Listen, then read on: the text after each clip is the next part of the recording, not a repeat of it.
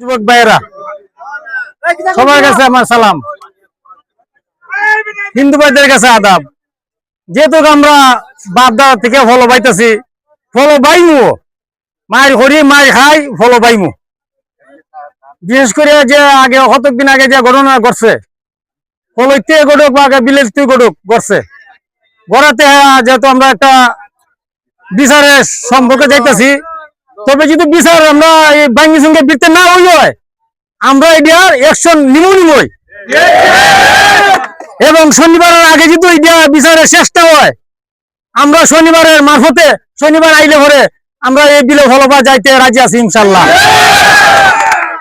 এবং কোন নেতা, কোন চেয়ারম্যান, কোন বয়কে দিলে আমরা এই বয় আমরা কোনো দাঁড়াই না।